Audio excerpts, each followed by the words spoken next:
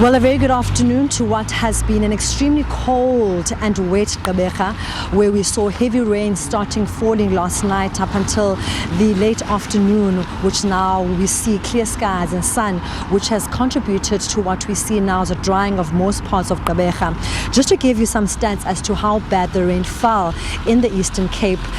in Port Elizabeth, specifically in Kuyga, we saw 62 millimeters of rain fall in the past 24 hours. Another high heat area was Elliot with 161 millimeters of rain falling, and also a badly affected area, as you've seen in the news, with one person dying and 3 being rescued, is the area of Mthatha, where 129 millimeters of rain fell. But I can confidently say that in the area of Nelson Mandela Bay Metro, unlike it was last year, what we saw today, especially in Kuyga, in Lapland, an area which is quite flood prone, we saw residents which were housed in a hall return back into their homes. We saw no destruction to infrastructure, but what we really saw was just localized flooding throughout Kuyga. Then as we made our way to Kuyga, we went to Missionville, another area which made news last year with homes being drenched in water, covered in water. But what we saw this year was just localized flooding just on the streets. But in terms of the infrastructure or the homes in Kuyga,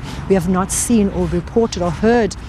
that any homes have been destroyed due to what we saw of the rainfall this afternoon. We also are aware that the 3rd Avenue dip has also been closed, and the road behind me, which is in town, which is 4th and 5th Avenue Newton Park, also remains closed because of the localized flooding. But generally what we have seen in Nelson Mandela Bay Metro is just localized flooding, where in certain areas roads have been closed, in certain areas there is localized flooding and patches of rain to indicate that rain did fall in that area. But in terms of what we saw in other parts of the Eastern Cape, like Mthatha, in Kuyga, it has not been that bad, and certain roads will remain closed. The municipality also did issue that they are cancelling their severe weather warning that they put out earlier, saying that it's not as so, but also asking residents to be vigilant on the road, because we know that when the weather is like this, accidents are very prone to happen. So the Kuyga residents saying that